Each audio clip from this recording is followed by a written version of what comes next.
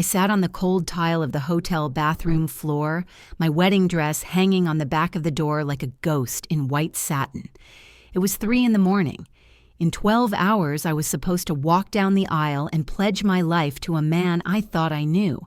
But 10 minutes ago, I finally guessed the passcode to my fiancé's hidden burner phone and found a text confirming his arrival time for a wedding. The problem wasn't the time. The problem was that the wedding was on Sunday, the location was 3 hours away in Seattle, and the bride wasn't me. If you're watching this video, tell me where you're from or what time it is for you. It started with a noise that didn't belong. The time was exactly 11 at night on Friday, the eve of what was supposed to be the happiest day of my life. I was in our hotel suite, the one my parents had paid for, trying to pack an overnight bag for the venue the next morning. Carter was asleep in the king-sized bed, sprawled out on his stomach, taking up 70% of the mattress. He looked peaceful. He looked like a man who didn't have a care in the world, a man who was secure in his love and his future. I remember looking at him and feeling a surge of affection so strong it made my chest ache. I thought about how hard he worked, how tired he must be from all those late-night conference calls with his international clients that kept him up until 2 a.m. I wanted to let him sleep. I wanted to be the supportive, low-maintenance wife who didn't nag him about snoring or hogging the covers. Then I heard it. Psst, psst. It was a low, muffled vibration, not the sharp, angry buzz of a phone sitting on a nightstand, but the suffocated hum of a device buried inside something. I froze. My hand was hovering over my toiletry bag, holding a bottle of travel-sized conditioner. I held my breath, waiting for it to stop, waiting for my brain to categorize the sound as something normal. Maybe it was the mini fridge humming. Maybe it was the air conditioning unit cycling on. I told myself I was being paranoid. I told myself that pre-wedding jitters were making me hallucinate. Carter had told me just yesterday that I was spiraling and that I needed to trust the process and stop looking for problems where there weren't any. He said it with that soft, pitying smile of his, the one that made me feel like a hysterical child who needed a nap. There it was again.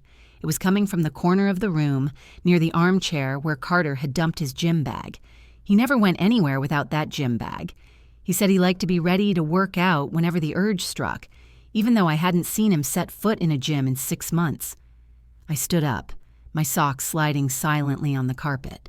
I felt like an intruder in my own life. Why was I creeping around? This was my fiancé. We were getting married in less than a day. I shouldn't be investigating noises like a burglar. I should be waking him up and asking him what was buzzing. But I didn't wake him up. My stomach churned with a nauseating cocktail of instinct and fear.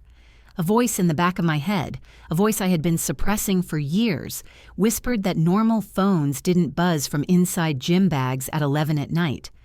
Normal phones were on the charger. Normal phones were on the nightstand. I crept toward the chair. The room was dim, lit only by the streetlights filtering through the sheer curtains. I knelt beside the bag. The buzzing had stopped, but I knew it would come back. I reached out and touched the nylon fabric. It felt cold. I unzipped the main compartment. It smelled of stale sweat and deodorant, the scent of Carter. I moved a towel, a pair of shorts, a resistance band. Nothing. It wasn't in the bag. It was under it, or rather next to it. I looked at his sneakers. His expensive, high-tech running shoes that he insisted were bad for his arches but looked cool. The sound had come from the left shoe. I stared at the sneaker. My heart was hammering against my ribs like a trapped bird. This was ridiculous. This was insane. Who puts a phone inside a shoe? I reached inside. My fingers brushed against the insole, and then they hit something hard, smooth and warm. I pulled it out. It was a smartphone. An older model. Black case. Cracked screen protector. It wasn't his phone.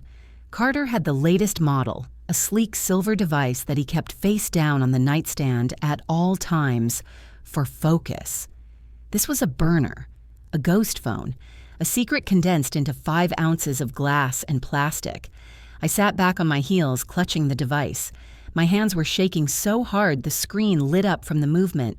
It was locked, of course. A 4-digit passcode stared back at me. The background image wasn't me. It wasn't us. It was a generic landscape, a stock photo of a mountain range. It was the default setting, a phone designed to have no personality, no trace, no history. I looked back at the bed. Carter shifted, letting out a soft snore. He was dreaming. He was probably dreaming about me or work or whatever lies he told to keep his reality from fracturing. I felt a sudden, violent urge to throw the phone at his head. I wanted to scream. I wanted to demand answers. But the overthinking engine in my brain roared to life. If I woke him up now, he would lie. He was a master at it. He would say it was an old work phone he forgot about. He would say he was planning a surprise for me. He would turn it around and say, "Daniela, honey, why are you digging through my dirty shoes? Do you trust me so little? I'm hurt. I'm really hurt." And I would end up apologizing. I would end up comforting him for my invasion of privacy. No, I needed to know what was inside. I needed evidence before I started the war. I took the phone into the bathroom and locked the door. The fluorescent lights hummed, casting a harsh, clinical glare on everything. I looked at myself in the mirror. My face was pale, my eyes wide and dark. I looked like a woman on the edge of a breakdown.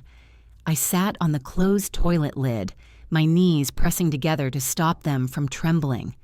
Okay, 4 digits, 10,000 combinations. I had to be smart. I had to think like him. I tried the obvious ones first. 1, 2, 3, 4. Incorrect passcode. I tried 0000.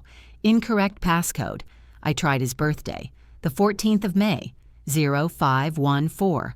Incorrect passcode. I tried my birthday. The 2nd of August. 0802. Incorrect passcode.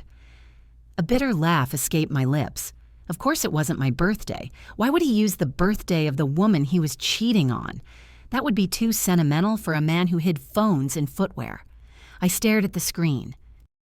The emergency call button mocked me. I had a few more tries before it locked me out for a minute, then 5 minutes, then forever. I closed my eyes and tried to summon his voice.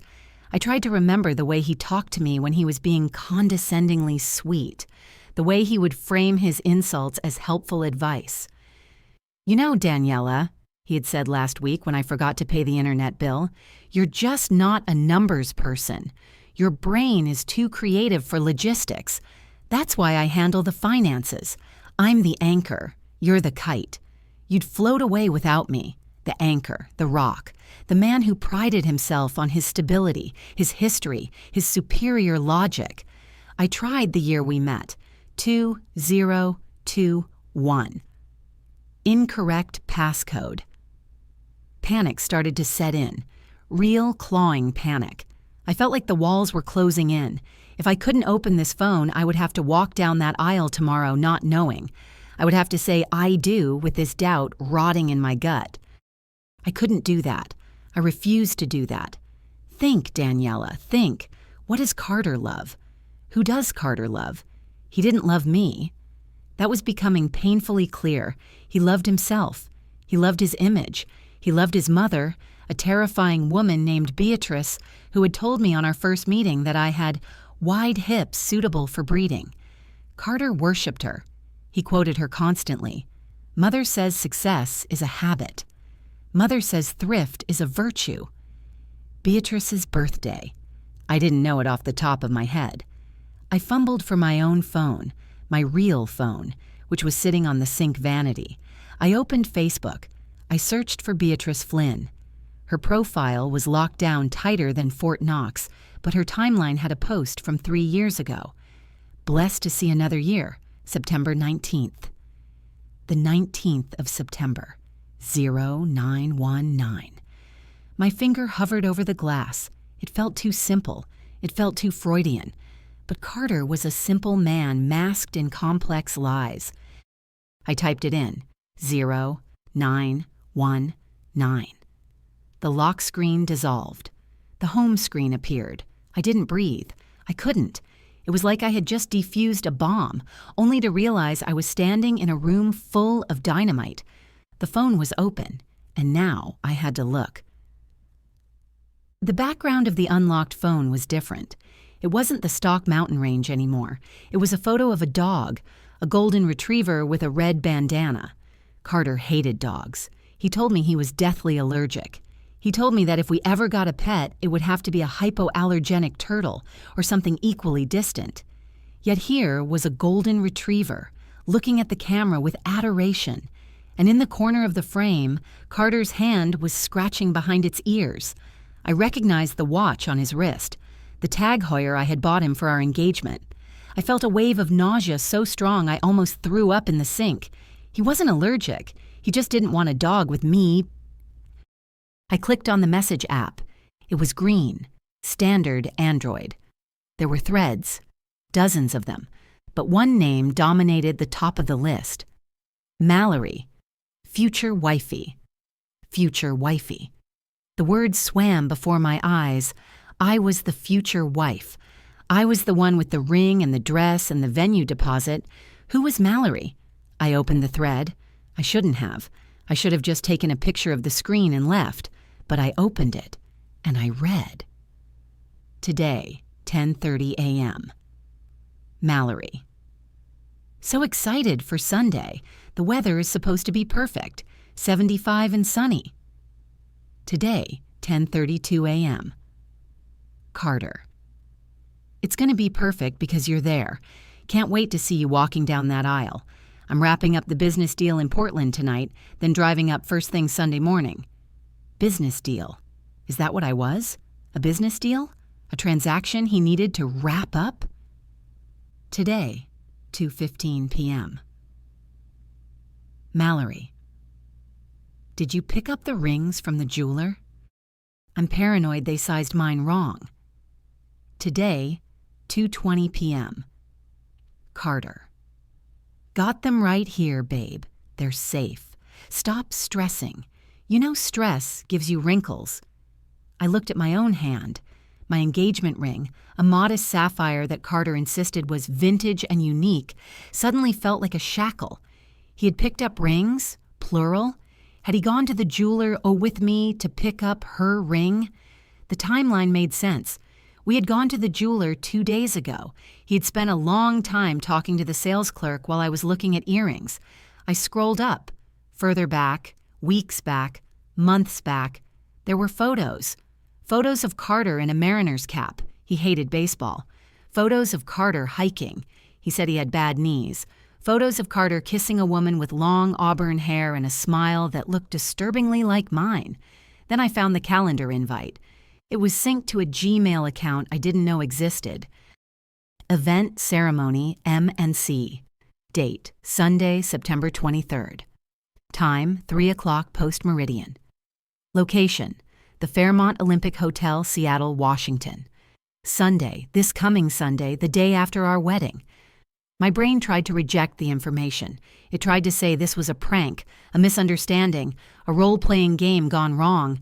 But the evidence was cold and digital and staring me in the face. He was marrying me on Saturday in Portland. He was driving 3 hours north to Seattle on Sunday morning. He was marrying her on Sunday afternoon. He was going to pull a double shift at the marriage factory. I sat on the toilet lid and stared at the wall. I felt hollowed out, scraped clean. I didn't feel angry yet. Anger is a hot emotion. This was cold. This was the freeze of absolute shock. I thought about the logistics, the sheer administrative burden of it. 2 guest lists, 2 caterers, 2 tuxedos. How did he sleep at night? How did his brain not short-circuit from the stress of keeping the lies straight? And then I realized he enjoyed it. He liked the game. He liked being the puppet master.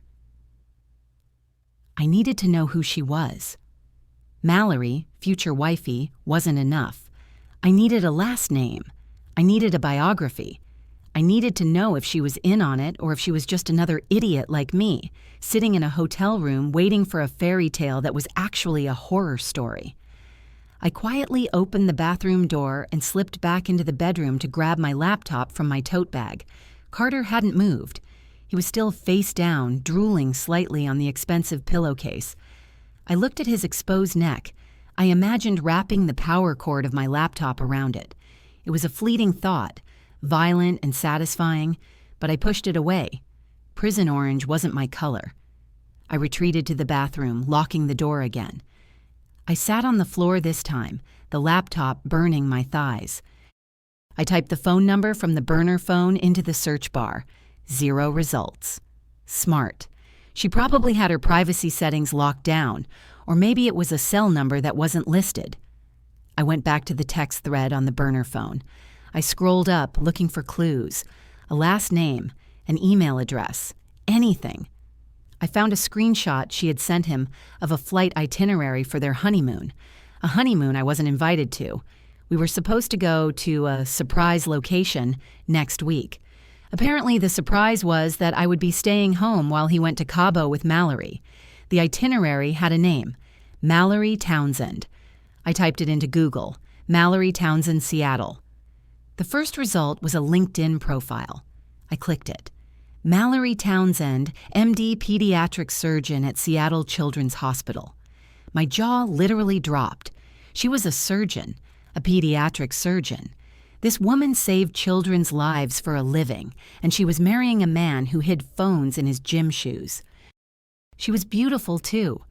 Her profile picture showed a woman with intelligent eyes and a warm smile. She looked capable. She looked smart. She looked nothing like someone who would be duped by a mid-level IT consultant with a narcissism complex. I found their wedding registry on Williams-Sonoma.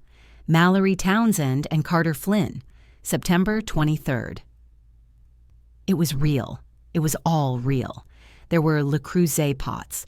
There were Egyptian cotton sheets. There was a $1,200 espresso machine. I looked at our registry. We had registered at Target. Carter had told me that fancy kitchenware is a waste of money and that we should start humble. He had gaslit me into a budget wedding while planning a luxury gala with Dr. Townsend. The betrayal shifted then. It moved from my heart to my ego. He didn't just cheat on me. He downgraded me. He treated our wedding like the rehearsal dinner for the main event. I was the opening act. I was the warm-up band playing to a half-empty stadium while he saved his best performance for the headliner. I felt a tear slide down my cheek. Just one. It was hot and angry. I looked at the time. 3:15 in the morning. Mallory was a doctor. Doctors worked weird hours. Maybe she was awake. Maybe she was on call. Or maybe she was sleeping the sleep of the blissfully ignorant, dreaming of her sunny Sunday wedding. I had to tell her. I had to blow this up. But how? If I texted her from his burner phone, she might think he was drunk or joking. If I called from my phone, she wouldn't answer an unknown number at 3 a.m. I needed to be strategic. I needed to be undeniable. The strategy evaporated as the physical reality hit me. I stood up to pace the small bathroom, but my legs gave out. I sank back down, my back against the tub. The room started to spin. The white tiles blurred into a singular, blinding sheet of ice. I couldn't breathe. My chest felt like it was being crushed by a hydraulic press. He doesn't love you. He never loved you. The last 4 years were a lie. Every "I love you" was a line in a script. Every kiss was a rehearsal. I gasped for air, but my lungs refused to expand. I was hyperventilating. My fingers started to tingle. My lips felt numb. You're 32 years old. You're going to be single. You're going to be the girl who got left at the altar, except worse, because you have to be the one to leave. Everyone is going to look at you with pity. Your mother is going to cry. Your dad is going to lose his deposit. The money, oh God, the money. I thought about the $20,000 my parents had scraped together, the $10,000 I had put on my credit card, the non-refundable deposits. Breathe, Daniela, breathe. I couldn't. The panic was a black water rising over my head. I was drowning in the bathtub of my own stupidity. How did I not see it? The signs were there. The business trips, the guarded phone, the way he never wanted to tag me in photos, the way he isolated me from his friends. "You're just so special to me," he would say. "I want to keep you all to myself. The world ruins things, Daniela. Privacy is intimacy." Bullshit. Privacy was secrecy. Intimacy was a cover for duplicity. I needed to ground myself. My therapist had taught me the 5-4-3-2-1 technique. 5 things I can see. 1. The cracked tile near the drain. 2. The hem of my wedding dress, white and ghostly. 3. The bottle of mouthwash on the counter, blue, toxic blue. 4. The silver handle of the toilet. 5. The burner phone in my hand. 4 things I can feel. 1. The cold ceramic tile under my legs. 2. The hard plastic of the phone case. 3. The sweat trickling down my back. 4. The sharp pain in my chest where my heart was breaking. 3 things I can hear. 1. The hum of the ventilation fan. 2. The distant sound of a car passing on the highway. 3. My own ragged breathing slowly steadying. I close my eyes. I force the air into my diaphragm, in for 4 counts. Hold for 7, out for 8. In, 2, 3, 4. Hold, 2, 3, 4, 5, 6, 7. Out, 2, 3, 4, 5, 6, 7, 8. The spinning slowed. The black water receded. I opened my eyes. The bathroom was just a bathroom again. I wasn't drowning. I was furious. The panic had burned itself out, leaving behind a cold, hard clarity. I wasn't going to be the victim here. I wasn't going to be the weeping bride. I was going to be the executioner. I looked at the phone. 3:45 a.m. I wasn't going to wait. I wasn't going to let her sleep while I suffered. If I was awake, she was awake. If my life was burning down, I was going to light her match, too. I dialed the number. I used the burner phone. It was safer. She would answer, Carter. The ringtone buzzed in my ear. 1 ring, 2 rings, 3 rings. My heart was beating in my throat, a frantic, desperate rhythm. Pick up. Please pick up. Don't make me leave a voicemail. 4 rings. Hello? Her voice was thick with sleep, rasping and confused. Hello? She said again, sharper this time. Carter? It's almost 4 a.m. Is everything okay? I took a breath. It felt like inhaling broken glass. This isn't Carter, I said. My voice sounded foreign to my own ears. It was steady. It was cold. It was the voice of a woman who had nothing left to lose. There was a pause, a long, heavy silence. Who is this? Mallory asked. The sleep was gone from her voice now, replaced by the sharp edge of suspicion. Why do you have Carter's phone? My name is Daniela Ramsey, I said, and I'm calling you from the bathroom of the Hotel Deluxe in Portland, where Carter Flynn is currently asleep in our bed. We're getting married in 12 hours. Silence again. This time it lasted so long I thought the call had dropped. Is this a joke? Mallory finally said. Her tone was incredulous, bordering on angry. Because it's not funny. If you're one of his crazy exes...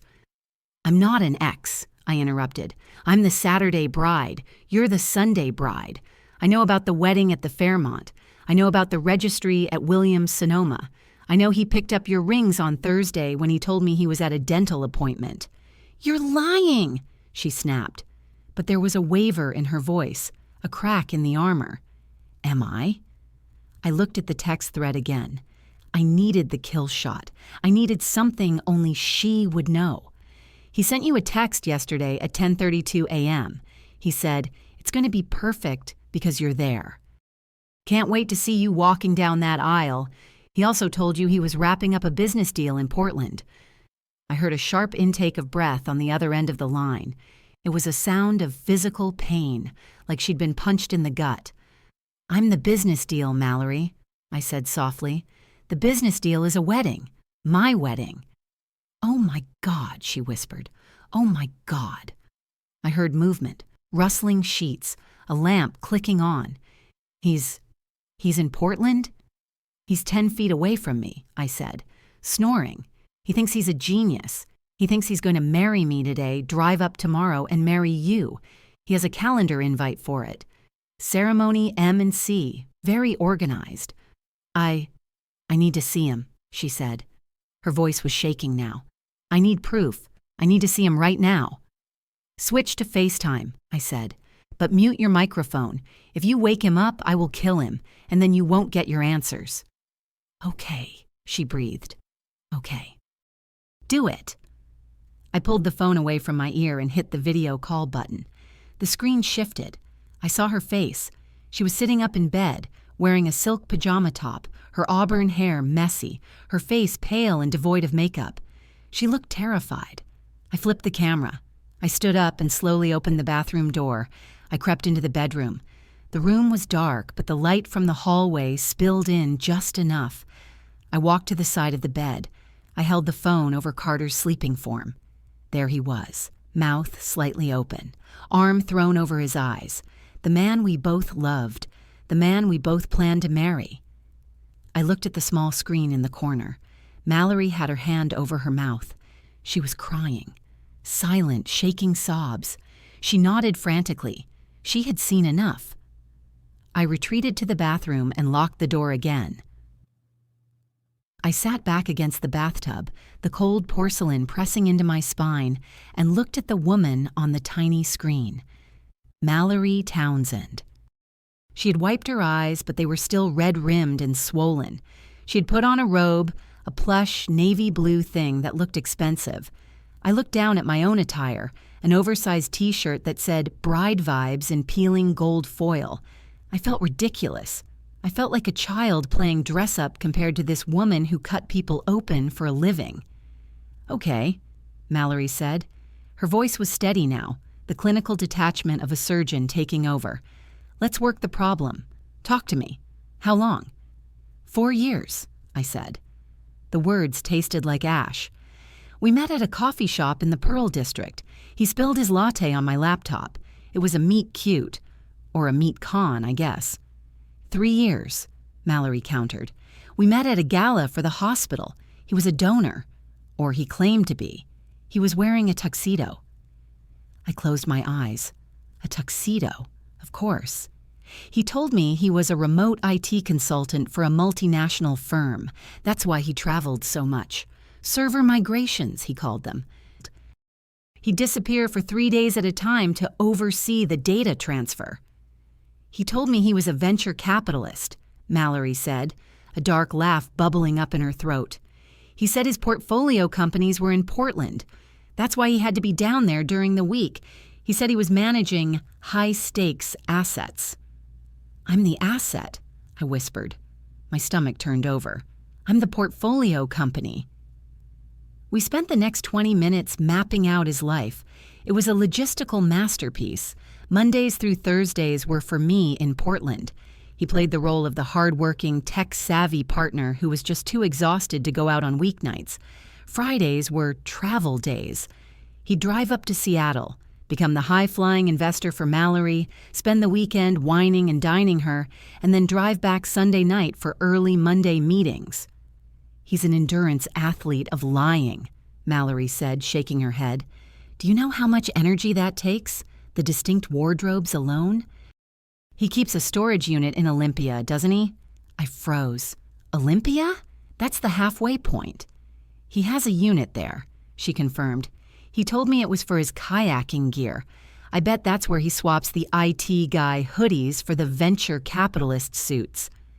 I thought about the times he'd come home smelling slightly different. A different laundry detergent, a cologne I didn't buy him. I had always brushed it off. I told myself it was the smell of office buildings or hotels. I had gaslit myself to avoid seeing the truth. "Wait," I said, a sudden horrible thought striking me. "The holidays. Where was he for Christmas?" "He spent Christmas Eve with me," Mallory said. "He said his mother was sick and he had to fly to Ohio for Christmas Day." "He spent Christmas Day with me," I replied, my voice flat. "He said his mother was sick and he had to fly back from Ohio on Christmas Eve." We both fell silent. The symmetry was nauseating. He had cut the holiday in half, giving us each a slice of his presence while using his fictional sick mother as the pivot point. He's a sociopath, Mallory said. There's no other word for it. He doesn't feel guilt. He feels accomplishment. I looked at the sleeping face of the man on the other side of the door. Accomplishment. Yes. He was probably dreaming about his efficiency. He was probably congratulating himself on managing 2 fiancés like 2 spinning plates. Daniela? Mallory said, her voice dropping a register. We need to talk about money. I didn't want to talk about money. Money was the one thing Carter always handled. He was the numbers guy. He had spreadsheets, he had graphs. He had convinced me that my liberal arts degree made me incapable of understanding compound interest. What about it? I asked, dread coiling in my belly like a cold snake. We have a joint investment fund, she said, for a house in Queen Anne. I put in $50,000 last month. He was supposed to match it. I scrambled for my purse. I needed my phone, my real phone. My hands were shaking so badly I dropped it twice before I could open the banking app. We have a future fund, I said, typing in my password. We were saving for a down payment on a bungalow in Northeast Portland. I've been depositing $1,000 a month for 2 years, plus the $20,000 my parents gave us for the wedding expenses that we didn't use because Carter said he found deals. The app loaded. The little blue wheel spun. It felt like it was spinning for an eternity, mocking me. Loading accounts. I remembered the day we opened this account. Carter had been so sweet. He had held my hand across the desk at the bank. This is our empire, Danny, he had said. We're building a fortress. The numbers popped onto the screen. Checking, $243. Savings, future fund, -$35. I blinked. I rubbed my eyes. I stared at the screen until the pixels burned into my retinas. Negative. It's gone, I whispered. The air left my lungs. It's all gone, $24,000, gone. Check the transaction history, Mallory commanded. Where did it go? I tapped the screen. My finger felt heavy, like lead. Transfer to external account, ending in 449, $5,000. Transfer to external account ending in 449, $3,000. Purchase, Tiffany & Company, Seattle, $6,000. I let out a sound that was half laugh, half sob. He bought your ring with my house money, Mallory gasped. The Tiffany ring, the platinum band. He said it was a family heirloom he had reset. It's an heirloom, all right, I said, my voice rising in hysteria. It's the heirloom of my stupidity. I paid for your ring, Mallory. I literally paid for the symbol of his commitment to you. Oh my God, she said. I'm going to check mine. I watched her face as she tapped on her phone off screen. I saw the color drain from her cheeks. I saw her jaw go slack. He drained it, she said, her voice hollow.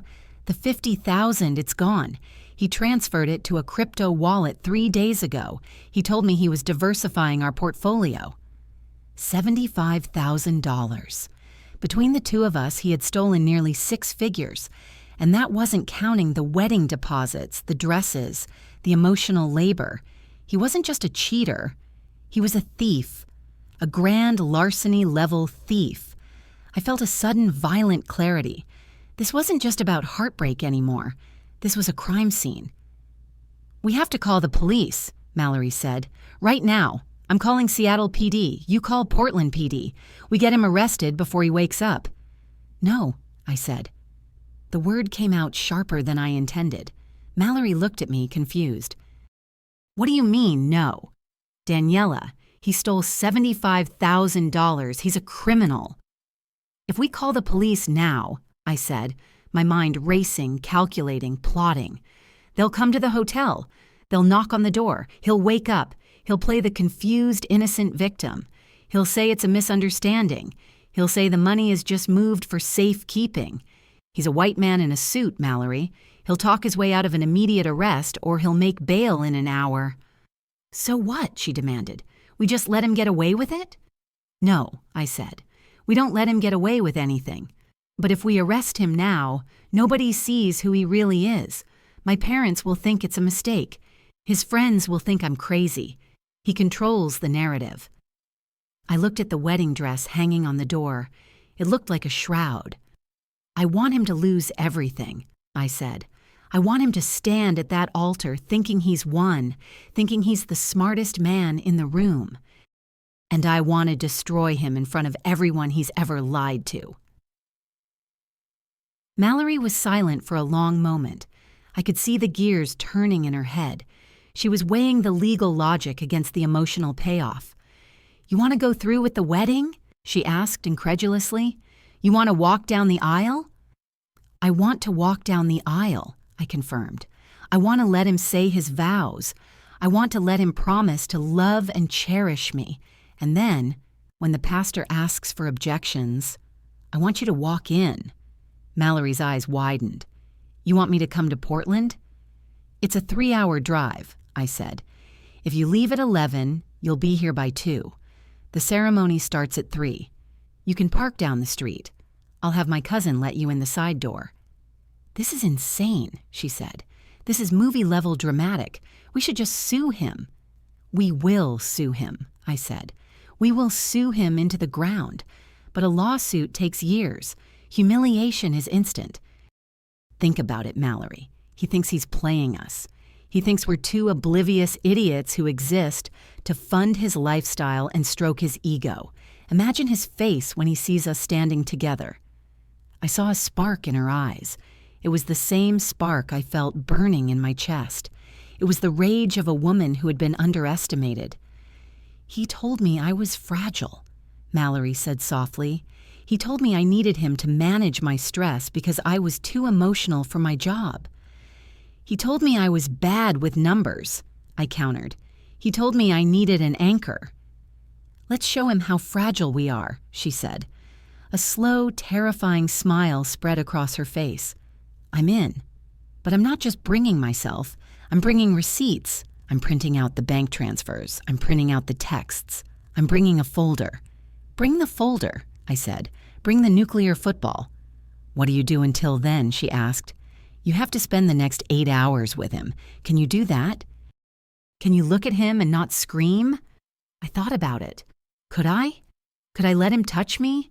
Could I let him kiss me good morning? I have to, I said. I'm a marketer, Mallory. I spin things for a living. This is just the biggest campaign of my life. The rebranding of Carter Flynn. Okay, she said. I'll leave Seattle at 11. I'll text you when I'm on I-5. Don't break, Daniela. Don't let him see you crack. I won't, I promised. I'll be the perfect bride. Until I'm not. We hung up. The screen went black. I was alone in the bathroom again. It was 4:30 in the morning. I had to put the burner phone back. I crept out. The room was silent except for his breathing. I slid the phone back into the left sneaker, tucking it under the insole exactly how I found it. I wiped the screen on my shirt to remove my fingerprints. I crawled back into bed. I lay on the edge of the mattress, as far away from him as possible without falling off. My heart was pounding against the sheets. I stared at the ceiling, watching the shadows shift as the sun began to rise. The day of my wedding, the day of my vengeance. I didn't sleep. Obviously. I lay there in a state of rigid paralysis until 6 a.m. when Carter's alarm went off. It was a cheerful, chirping sound. Birds. He woke up to the sound of fake birds. He stretched, groaning with exaggerated satisfaction, and rolled over. His arm draped across my waist. It took every ounce of willpower I possessed not to recoil. His skin felt clammy. His weight felt suffocating. "Good morning, Mrs. Flynn," he murmured into my ear. His morning breath washed over me. I held my breath. "Not yet," I managed to say. My voice was raspy, which worked in my favor. I sounded tired. He propped himself up on one elbow and looked down at me. The sunlight was filtering through the curtains now, illuminating his face. He was handsome. That was the worst part. He had that square jaw, those blue eyes that crinkled at the corners. He looked like the hero of a romantic comedy, not the villain of a psychological thriller. "Whoa," he said, pulling back slightly. "You look rough, babe." "Thanks," I said, sitting up and pulling the duvet tight around my chest. "I didn't sleep well. Nerves." He made a sympathetic noise, a little tsk-tsk sound that set my teeth on edge. He reached out and brushed a stray hair from my forehead. "You're spiraling again," he said gently. "I can see it in your eyes. You're puffy. You've been crying, haven't you?" "I'm just overwhelmed," I lied. "It's a big day." "It is," he agreed. "But we want you to look your best, right? You don't want to look back at the photos and see these bags under your eyes." He got out of bed and walked to his toiletry bag, the one next to the sneakers. My heart stopped, but he didn't reach for the shoes. He reached into the bag and pulled out a small orange prescription bottle. "Here," he said, shaking out a pill. "Take half a Xanax. It'll take the edge off. You know how you get. You get manic. I don't want you having a meltdown in front of your parents." Toxic benevolence. There it was. He wasn't telling me to drug myself because he wanted me sedated. He was doing it because he cared about my appearance. He was framing my natural anxiety as a pathology that needed to be medicated. "I don't want to take anything," I said. "I want to be clear-headed." "Suit yourself," he said, popping the pill into his own mouth and swallowing it dry. "But don't say I didn't try to help when you're hyperventilating later. I'm just trying to protect you from yourself, Danny." Protect me from myself. The irony was so thick I could choke on it. "I'm going to shower," I said, scrambling out of bed. "I need to wake up." "Good idea," he called after me. "Use the exfoliating scrub. You look a little gray." I slammed the bathroom door. I turned on the shower as hot as it would go. I stood under the spray and scrubbed my skin until it was red, trying to wash off the feeling of his hand on my waist. I didn't take the Xanax. I needed every sharp, jagged edge of my rage. I needed to be manic.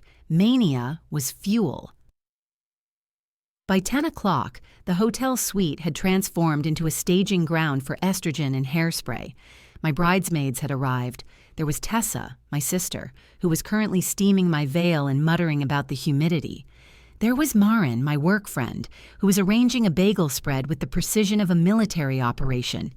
And there was Ivy, my best friend since freshman year of college, the one who knew where the bodies were buried, except she didn't know about this body, not yet.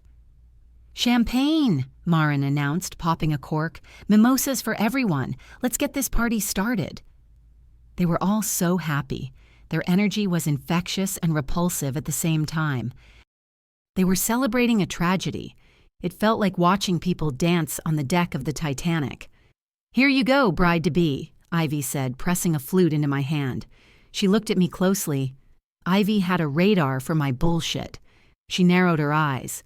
"You okay? You're vibrating." "Just excited," I said, forcing a smile. It felt like a grimace. Too much coffee. Ivy didn't buy it. She pulled me into the corner, away from Tessa and Marin. "Danny," she whispered, "look at me. Is it cold feet? Because if you want to bail, the car is downstairs. I will drive you to Mexico. I'm serious. Say the word." I wanted to tell her. God, I wanted to tell her. I wanted to collapse into her arms and scream that Carter was a monster and we needed to burn the hotel down. But I couldn't. Ivy was reactive. If I told her, she would march into the groom's suite and punch Carter in the throat. And while that would be satisfying, it would ruin the plan. Carter would play the victim. He would say my friends were crazy. The wedding would be canceled, but he would walk away with his dignity intact. "I'm fine," I lied. "I swear, I want it to be perfect." "It's going to be perfect," Ivy said, squeezing my arm. "He loves you. You love him. That's all that matters. Screw the centerpieces. Screw the weather. It's about the marriage." I nodded, swallowing the lump of bile in my throat. "Right, the marriage." "Hey," Tessa yelled, "hair and makeup is here. Let's get you beautiful." I sat in the chair. The makeup artist, a woman named Chloe who smelled like peppermint, started applying primer to my face. "You have lovely skin," she said. "A little dehydrated, though. Drinking enough water? Not really, I mumbled. Well, we'll fake the glow, she said cheerfully. That's what highlighter is for. I watched myself transform in the mirror. The bags under my eyes disappeared under layers of concealer. My pale cheeks were flushed with artificial rose. My hair was curled and pinned into an elaborate updo that Carter had picked out from a magazine. Make it sleek, he had told me. Classy. None of that boho mess. I looked like a doll, a perfect porcelain doll ready to be placed on a shelf. I stared at my reflection and realized I didn't recognize the woman looking back. She looked like a bride. She looked happy. She was a stranger.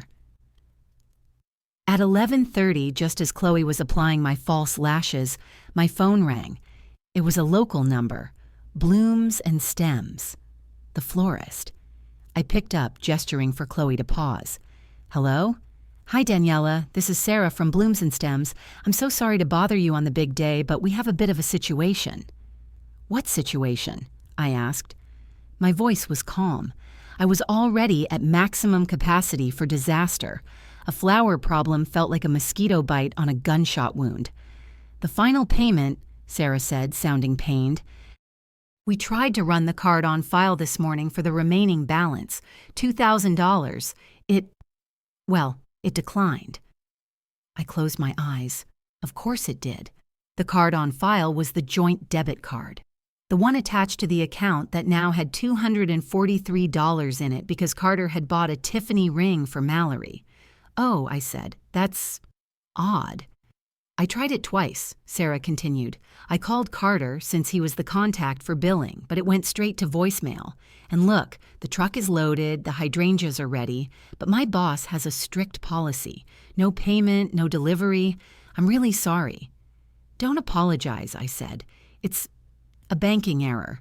Fraud protection probably kicked in because of the large amount. I was lying to the florist. I was covering for him even now. Why? Because I needed those flowers. I needed the stage to be set. I couldn't have an empty altar. The humiliation had to happen in a beautiful setting. Can I give you a different card? I asked.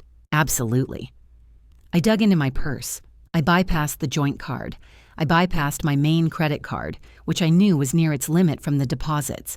I pulled out my emergency card, the one my dad had told me to keep for dire straits. Dire straits. This is it, Dad. I read the numbers. 4147. I felt a wave of nausea as I authorized the charge. $2,000. I was paying $2,000 to decorate the scene of my own execution. I was financing the set design for a play where the lead actor was conning me. Authorized, Sarah said, sounding relieved. Great. The truck is on its way. Have a wonderful wedding, Daniela. Thanks, I said. I'm sure it will be unforgettable. I hung up. I stared at the phone.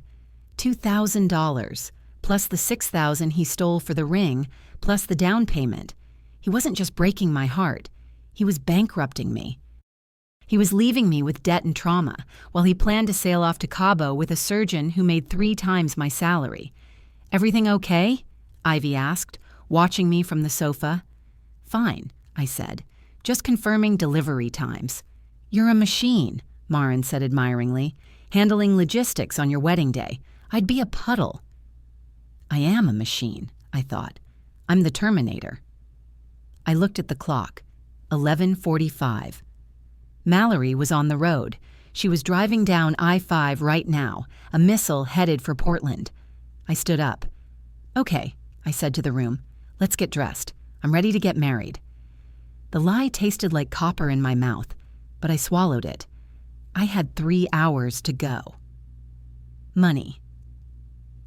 Carter drained the future fund $24K and Mallory's housing fund $50K. Daniela's account is overdrawn. She just paid the florist $2K on her emergency card. Lies. Carter claims to be an investment banker to Mallory and an IT consultant to Daniela. He has a storage unit in Olympia to swap personas. Location: Hotel Deluxe, Portland. Mallory is driving from Seattle, ETA 2 p.m. Evidence: Daniela knows about the Tiffany ring bought with her money. She knows about the Olympia storage unit. Villainy. Carter gave Daniela a Xanax to fix her face. Toxic benevolence. Plan. The Sunday bride, Mallory, is en route to crash the ceremony. Daniela must play the happy bride until the objections. The vintage Rolls-Royce was Carter's idea. He had insisted on it 6 months ago, claiming that a classic entrance sets the tone for a classic life. I sat in the back seat of the cream-colored vehicle, the leather squeaking beneath my tulle skirt, and realized that he probably hadn't paid for this either. Or if he had, he'd paid for it with Mallory's house deposit. "You look breathtaking, Danny," Carter said, squeezing my hand. His palm was dry. How was he not sweating? How was his heart not exploding inside his chest? "Thank you," I said. The words felt like stones in my mouth. I turned my head to look out the window as Portland rolled by in a blur of gray and green. I couldn't look at him. If I looked at him, I would vomit on the rented upholstery. "You're quiet," he observed. His tone shifted into that familiar, condescending concern. "Are you doing that thing where you overanalyze everything? Remember what I told you about living in the moment? You miss the joy when you live in your head." I wanted to scream. I wanted to tell him that I wasn't living in my head. I was living in a crime scene. I was living in the 3-hour gap between his 2 lives. "Just taking it all in," I lied, forcing my hand to stay limp in his grasp instead of clawing his eyes out. "It's a lot to process." "I know, babe," he soothed, rubbing his thumb over my knuckles. "That's why I handled all the heavy lifting, so you could just show up and be beautiful. You didn't have to worry about the contracts or the vendors. I took that burden off you." The burden. He called theft a burden. He called fraud a favor. I thought about the florist. I thought about the banking error.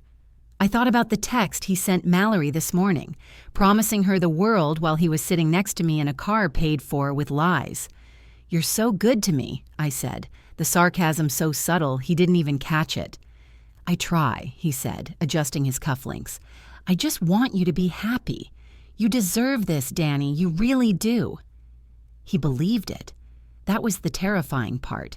He believed he was giving me a gift. He thought that by marrying me today and deceiving me tomorrow, he was managing my happiness. He was a benevolent God in his own universe, moving us around like chess pieces. The car pulled up to the venue, the Evergreen Gardens.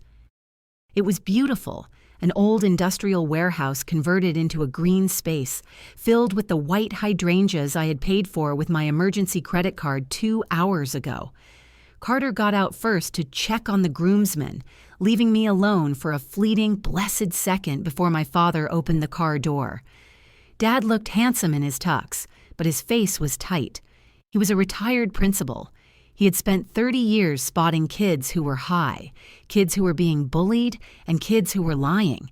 He knew something was wrong. "Danny girl," he said, offering his hand to help me out. "You ready?" I stepped onto the pavement. The air was cool and damp. "As I'll ever be, Dad." He didn't let go of my hand. He pulled me slightly closer, his eyes searching mine. "You don't have to do this," he said quietly. My heart stopped. Did he know? Had he found out? "What do you mean?" I whispered. "I mean, if you're scared," he said. "If this isn't right, I don't care about the money, I don't care about the guests. We can get in this car and go get burgers. Just say the word." Tears pricked my eyes. Real tears this time. He was offering me an escape hatch. He was willing to eat the $20,000 he had saved for years just to save me from a mistake. I wanted to tell him, "Dad, he's a con man. Dad, he has another wife. Dad, help me." But if I told him now, the plan would fail. Dad was old school. He would walk into the venue and punch Carter in the face. The police would be called. Carter would press charges for assault. The wedding would be canceled, but the humiliation would be messy and private. Carter would spin it. He would say my father was unstable. I needed the public execution. I needed the undeniable proof. "I love him, Dad," I said, the lie burning my tongue like acid. "I'm just nervous. You know how I get with crowds." Dad studied my face for another second, looking for the tell. He sighed, patting my hand. Okay. But if you change your mind at the altar, I'm fast. I can still tackle him." I managed a weak laugh. "I'll keep that in mind. Let's get you inside," he said. "Your mother is hyperventilating about the centerpieces. She needs you." The bridal suite was a flurry of activity. My mother was rearranging a bouquet that looked perfectly fine. Tessa was steaming a wrinkle out of a bridesmaid dress that didn't exist. I checked my phone. It was hidden in the folds of my dress. 1:30 post-meridian. A message from an unknown number. It had to be Mallory. "Passing Olympia. Traffic is light. I'm making good time. ETA is 2:45. 15 minutes before the ceremony. It was cutting it close. Too close. If she hit traffic, if she got a flat tire, I would be standing at that altar with nothing but an objection and no backup. I felt the panic rising again. The walls of the small room felt like they were closing in. "Can we open a window?" I asked. "It's stifling in here." Brenda, the venue coordinator, a woman with a headset and a clipboard who took her job entirely too seriously, shook her head. "We need to keep the climate control stable for the flowers, hun. Plus, we don't want the grooms seeing you before the walk." "I need air," I said, my voice rising. "I feel sick." Okay, Brenda said, looking alarmed. "Don't be sick. We don't do sick on the dress. I'll crack the side door." "Leave it unlocked," I commanded. "And the one in the annex, the delivery entrance." "We can't leave the delivery entrance unlocked," Brenda argued. "Security protocol. We don't want crashers." "Oh, Brenda, we definitely want crashers." My aunt," I improvised wildly. "Aunt Sheila. She's in a wheelchair and she's coming in a special van. She needs the side entrance. If it's locked, she'll leave. Do you want to be responsible for my disabled aunt missing my wedding?" I didn't have an Aunt Sheila. My mother looked at me, confused. "Daniela, who is Aunt—" I shot my mother a look that could have frozen lava. "Mom, Aunt Sheila, from Dad's side, the one we don't talk about." Mom blinked. She looked at Brenda. "Right. Sheila. Leave the door open." Brenda sighed, making a note on her clipboard. "Fine. Side door unlocked for Aunt Sheila, but I'm putting a security guard on it." "No guard," I said quickly. "She's afraid of uniforms." Brenda stared at me. "She's afraid of uniforms?" "It's a whole thing," I said, waving my hand vaguely. "Just leave it open, Brenda. Please, for the bride?" "Fine," Brenda huffed. "Door open, no guard. Anything else?" "Make sure the microphone works," I said. "I'm going to need it." 2:45. The guests were seated. The string quartet was playing a violin cover of a pop song that was supposed to be romantic, but sounded like a funeral dirge to me. I was standing in the hallway, hidden from view. Carter was at the altar already, standing with his best man, Wade. I peeked around the corner. Carter wasn't standing at attention. He was fiddling with his pockets. He pulled out his phone, his sleek, silver, legitimate phone. He was typing furiously. I felt a vibration against my thigh. My real phone. I pulled it out. Nothing. He wasn't texting me. He was texting her. He was standing at the altar 5 minutes before marrying me, texting his other fiancé. I watched him. He typed, hit send, and then quickly shoved the phone back into his pocket as the pastor leaned over to say something. He flashed that charming, boyish grin. The mask was back in place. My phone buzzed again. This time, it was a text from Mallory. "Parked, walking to the side door. I see the hydrangeas. Nice touch." She was here. The relief was so intense my knees almost buckled. She made it. The variable was secured. Now it was just execution. Suddenly, Carter turned and walked briskly down the side aisle, heading toward the back of the venue. Brenda, the coordinator, intercepted him. "Carter, where are you going? We start in 2 minutes." I strained to hear his response. "Forgot my vows," he said, loud enough for half the guests to hear. "Left them in the suite. Just need to grab them. Be right back." He jogged past me, not seeing me in the shadows. He didn't go to the groom's suite. He went toward the bathroom. He wasn't getting vows. He was going to hide in a stall to read Mallory's reply. He needed a fix. He needed the validation of the other woman to get through the ceremony with this one. I waited. 1 minute, 2 minutes. He emerged, smoothing his jacket. He looked energized. He looked like a man who had just snorted a line of adoration. He walked back to the altar. He nodded to the pastor. He was ready. "It's time," Brenda whispered, touching my shoulder. "Cue the music." The quartet shifted into the processional song, "Can't Help Falling in Love." The bridesmaids started walking. Marin, Tessa, Ivy. I watched them go, their satin dresses shimmering in the soft light. They looked so hopeful. They thought they were part of a love story. "Ready, sweetie?" Dad asked. He offered his arm. I took it. My grip was iron. "Don't let me fall," I whispered. "Never," he said. The doors swung open. The room turned to look at us. 120 faces. My cousins, his college friends, my boss, his colleagues who were probably just drinking buddies he'd lied to as well. The flash of cameras blinded me for a second. I blinked, trying to focus. I saw the altar. I saw the archway covered in the flowers I had paid for, and I saw him. Carter stood there, hands clasped in front of him. As I stepped into the aisle, his face transformed. His eyes went soft. His mouth opened slightly in a perfect expression of awe. He brought a hand to his chest. He was crying. Actual tears. I felt a surge of rage, so pure it almost stopped my heart. He was crying. Was he thinking about the money? Was he thinking about how well he was pulling this off? Or was he so delusional that he actually felt moved by the sight of the woman he was bankrupting? I walked. Step, step, step. The music swelled. "Take my hand. Take my whole life, too." "Oh, you took my whole life, Carter. You took every penny." I scanned the room as I walked. I looked for the side door. It was slightly ajar. I saw a shadow moving behind it, a sliver of auburn hair, a flash of a denim jacket. Mallory was in position. I looked back at Carter. I fixed a smile on my face.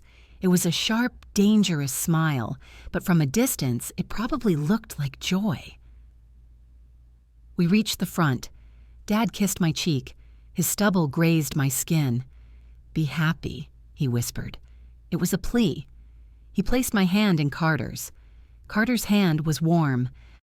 He squeezed my fingers, pulling me closer. "You look," he started, his voice thick with emotion. He leaned in, bringing his lips close to my ear so only I could hear. "You look incredible, Danny. I'm the luckiest man alive." Toxic benevolence. Even now, he wasn't complimenting me. He was complimenting his own luck. He was celebrating his acquisition. "Wait for it," I whispered back. He pulled back slightly, confusion flickering in his eyes. "What?" I said, "I can't wait for it," I improvised, widening my smile until my cheeks hurt. "Me neither," he said, relaxing. We turned to face the pastor, Pastor Whitfield, a nice man who had done our pre-marital counseling. He had asked us about our values. Carter had said his top value was integrity. I had almost laughed then. I should have laughed. "Dearly beloved," Pastor Whitfield began, his voice booming through the sound system. "We are gathered here today to witness the union of Carter Flynn and Daniela Ramsey." I stared straight ahead. I didn't look at Carter. I looked at the exit sign above the main doors. "Marriage is a sacred covenant," the pastor continued, "a bond that is not to be entered into lightly." I felt Carter's thumb stroking the back of my hand. It was a rhythmic, soothing motion. He was calming me down. He was managing me. He probably felt my pulse racing and thought I was just a nervous bride who needed his steadying touch. He He had no idea that my pulse was racing because I was counting down the seconds until his destruction. If anyone can show just cause why they may not lawfully be joined together, Pastor Whitfield said, looking out at the congregation with a benevolent smile, let them speak now or forever. Hold their peace. The silence in the room was heavy. It was the ceremonial silence, the part where everyone holds their breath for a second before exhaling, knowing that no one actually objects in real life. I took a deep breath. I let go of Carter's hand. Actually, I said, my voice was not a whisper. It was projected. I reached out and grabbed the microphone from the stand in front of the pastor. I have a few things to say, I said into the mic. The feedback squealed. Carter flinched. He looked at me, his eyes wide. Danny? He whispered, his smile faltering. Babe, this isn't the part where... Oh, this is exactly the part, I said, turning to face the congregation. This is the best part. Money. Carter drained the Future Fund $24K and Mallory's Housing Fund $50K. Daniela paid the florist $2K with her emergency card. Lies. Carter forgot his vows to text Mallory in the bathroom. He cried fake tears at the altar. Location: Evergreen Gardens, Portland, at the altar. Evidence: Daniela saw Carter texting Mallory during the pregame. Mallory is physically behind the side door. Annex. Villainy: Carter gave Daniela a calming hand squeeze and told her she overanalyzes things. Toxic benevolence. Plan: Daniela has just interrupted the ceremony at the objection phase. She holds the microphone. Mallory is waiting for the cue. The sound of my voice amplified through the speakers was jarring. It wasn't the sweet, tearful whisper of a bride reciting vows. It was the sharp, metallic crack of a weapon being loaded. Carter's hand tightened on my arm. It wasn't a caress anymore. It was a vice grip. His fingers dug into my bicep through the delicate lace of my sleeve, hidden from the congregation but screaming a warning to me. Danny, he hissed, his smile fixed in a rictus of terror. What are you doing? Give me the mic. You're having an episode. You're vibrating. An episode. That was his favorite word. Whenever I had a valid emotion, it was an episode. Whenever I questioned him, it was a spiral. He was already spinning the narrative, planting the seed that I was unstable before I even fired the first shot. I pulled my arm away. I didn't care if it looked rough. I didn't care about the optics anymore. I'm not having an episode, Carter, I said into the microphone. My voice boomed off the back walls of the venue. I'm answering the question. The pastor asked if there were any objections. I have one. A ripple of nervous laughter moved through the room. They thought it was a bit. They thought I was going to say something cute, like, I object to his snoring, or I object to his football obsession. I looked at my mother in the front row. She was clutching her pearls, her face pale. She knew. Mothers always know when the joke isn't a joke. I object, I continued, steadying my breathing, because the groom is already booked for another wedding tomorrow.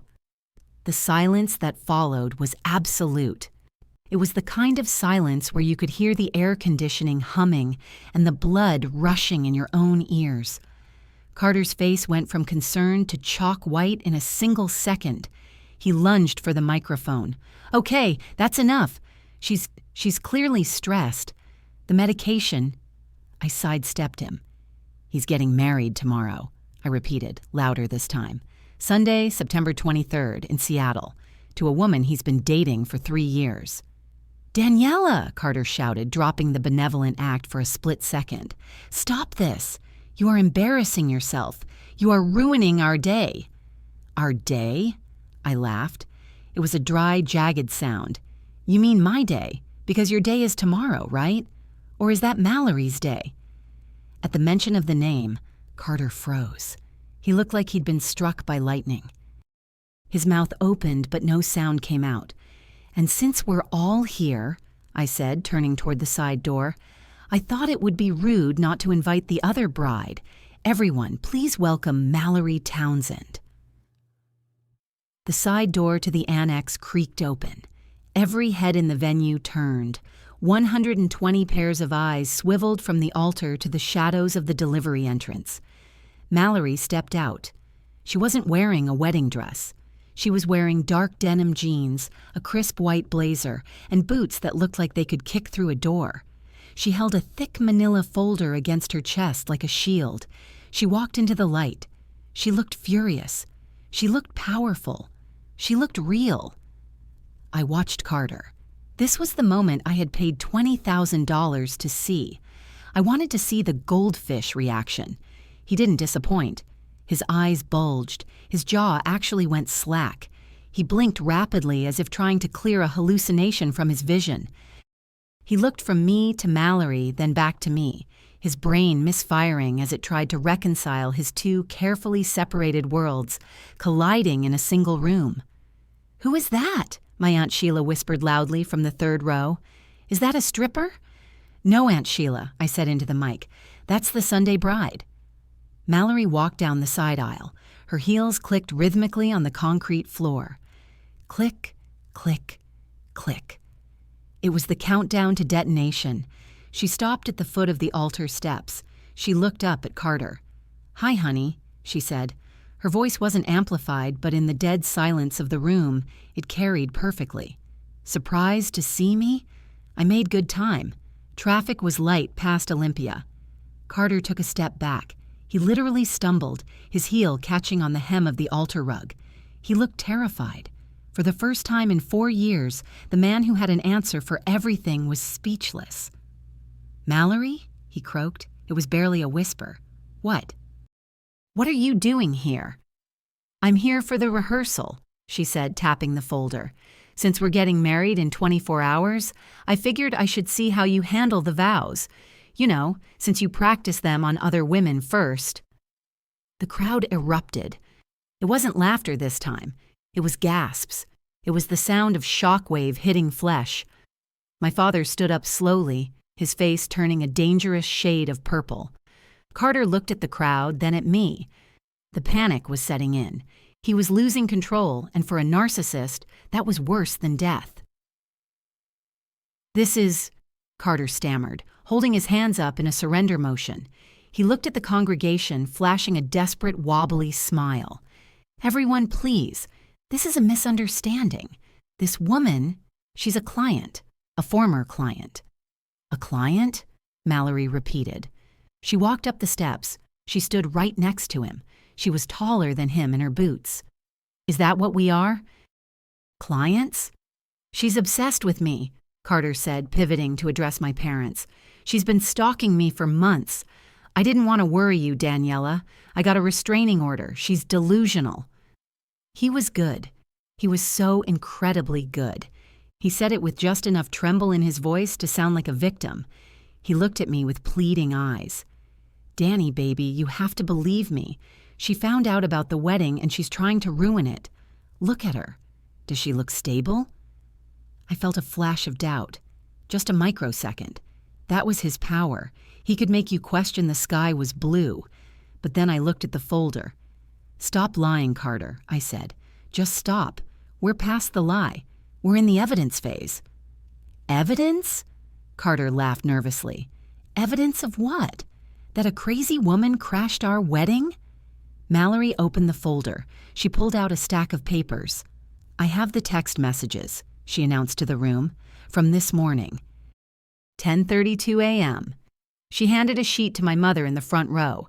Mom took it with trembling hands. "Read it, Mom," I said into the mic. Mom adjusted her glasses. Her voice shook. "It's going to be perfect because you're there. Can't wait to see you walking down that aisle. I'm wrapping up the business deal in Portland tonight." The words hung in the air. Business deal. I looked at Carter. "I'm the business deal, aren't I? That's what I am to you. A merger, an acquisition." "No!" Carter shouted. "That's faked. Anyone can fake a text. She spoofed my number." "Did she spoof the bank transfer too?" Mallory asked. She pulled out another sheet. $5,000. Transferred from Daniela's account to your account. then to Tiffany and Company in Seattle for my ring. She held up her hand. She wasn't wearing the ring. She reached into her pocket and pulled out a velvet box. She snapped it open. The diamond glittered under the stage lights. "This is your ring, Daniela," Mallory said, looking at me. "He bought it with your house deposit."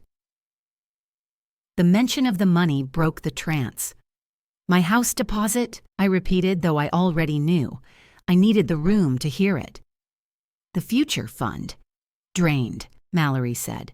"Negative balance. He spent it all. The venue in Seattle, the caterer, this ring." My father was out of his pew now. He walked up to the edge of the altar. He didn't look like a principal anymore.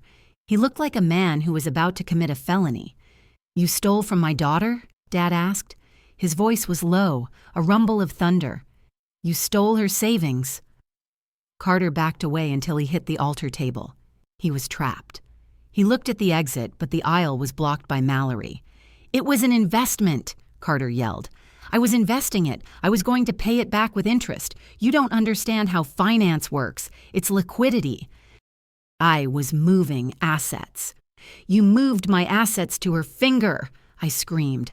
I finally let the anger out. I let it rip through my throat. "You stole $24,000 from me, Carter, and you stole $50,000 from her." The crowd was on its feet. The murmur had turned into a roar. People were pulling out their phones. They were recording. Good. Record it all. "He has a storage unit in Olympia," I told the crowd, pointing a finger at him. "Unit 402 at U Store It. That's where he keeps his double life. That's where he keeps the clothes he wears to trick her, and the clothes he wears to trick me." Carter's eyes darted around the room. He was looking for an ally. He looked at his best man, Wade. "Wade, man, help me out here," Carter pleaded. "These bitches are crazy. You know me. You know I wouldn't do this." Wade looked at the paper my mother was still holding. He looked at Mallory. He looked at me. Wade took a step away from Carter. "I didn't know, man," Wade said, holding his hands up. "I swear to God I didn't know. Don't drag me into this." "You coward," Carter spat. "You're all cowards." He turned back to me. His face changed again. The anger vanished. The mask of the concerned partner slid back into place, but it was crooked now. It was slipping. "Daniela," he said softly. He stepped toward me, ignoring Mallory. He held out his hands, palms up. "Look at yourself. Look at what you're doing. You're hysterical." "I am not hysterical," I said, gripping the mic so hard my knuckles turned white. "I am accurate." "You haven't been taking your meds, have you?" he said, his voice dripping with fake sympathy.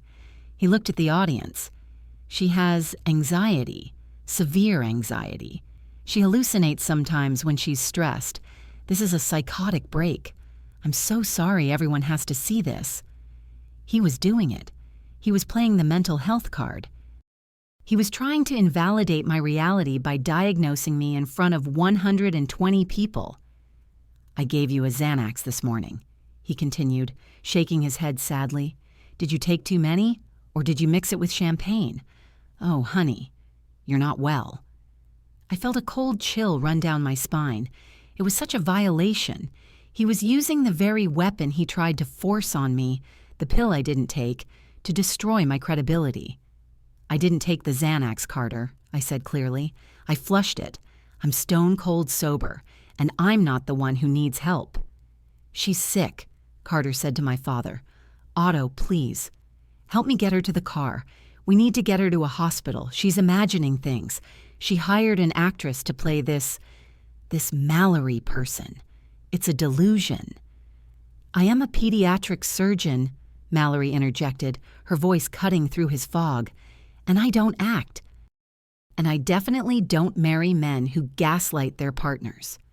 "Gaslighting is a buzzword," Carter snapped, his composure cracking again. "You women learn one word on Instagram and you use it for everything. I am trying to save this marriage. I am trying to save you from yourself." "There is no marriage," I said. "There never was. There was just a long con." "I love you," he screamed. It was a terrifying sound. "I love both of you. Is that a crime? Is it a crime to have too much love to give?" "Yes," Mallory said. "Actually, bigamy is a crime. Fraud is a crime. Grand larceny is a crime." The reality of the word crime seemed to hit Carter like a physical blow. He looked at Mallory. He looked at my dad, who was now advancing up the steps with murder in his eyes. Fight or flight kicked in. Carter chose flight. "I'm done," he said, ripping off his boutonniere and throwing it on the floor. "I'm not standing here and being abused. I'm leaving." He turned and started walking briskly down the center aisle. He held his head high, trying to maintain some shred of dignity, trying to look like the wronged party walking out on a chaotic scene. "Stop him!" I yelled into the mic, but I didn't need to yell.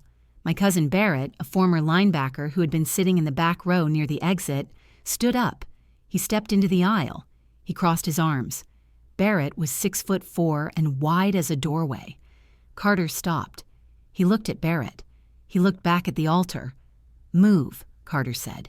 "This is kidnapping. If you don't let me leave, I'll sue you." "Sit down, Carter," Barrett said.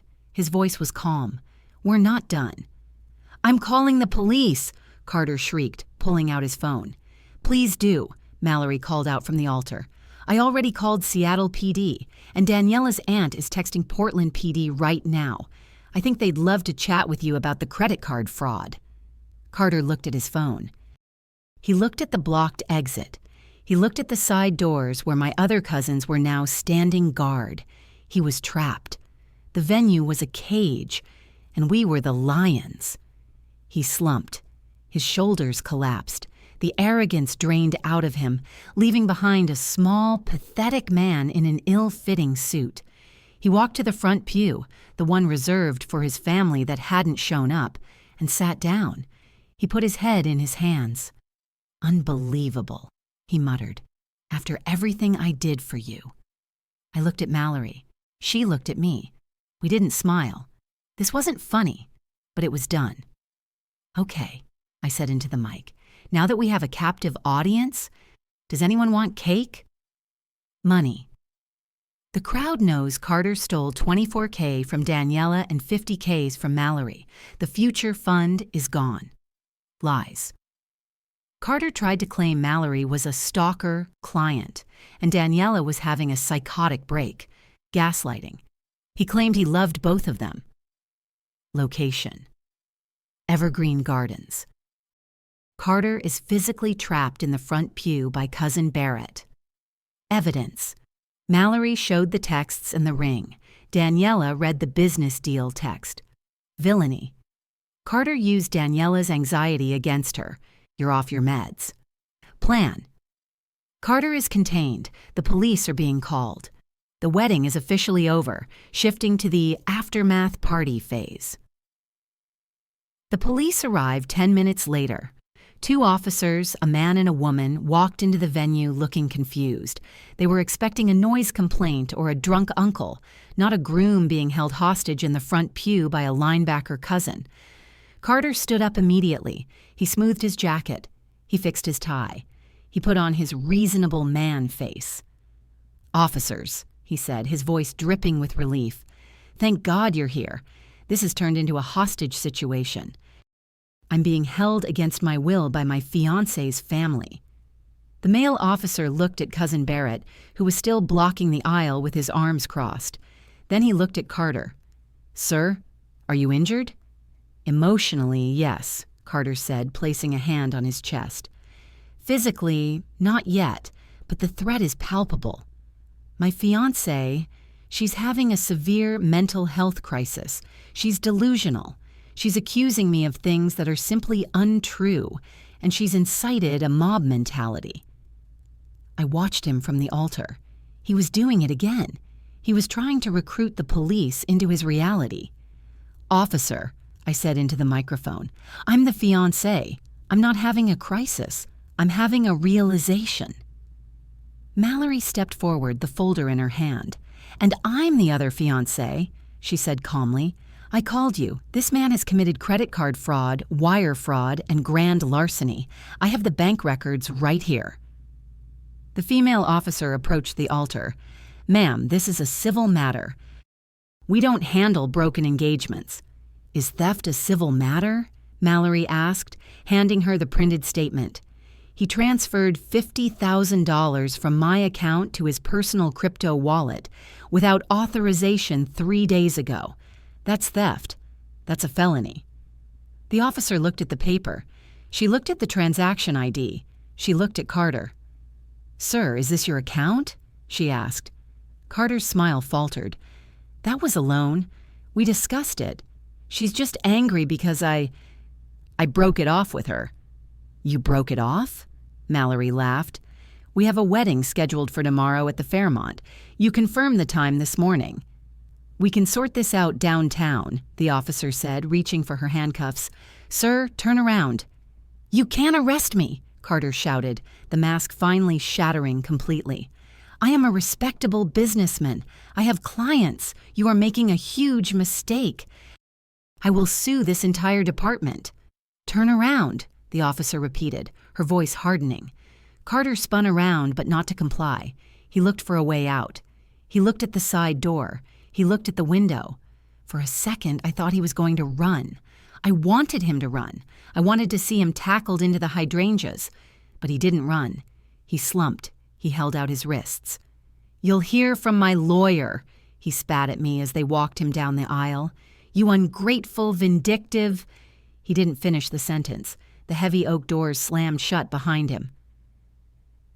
The silence that followed was heavy, but it wasn't sad. It was the silence of a bomb defusal squad realizing the timer had stopped at 1 second. My mother sat in the front row, fanning herself with a wedding program.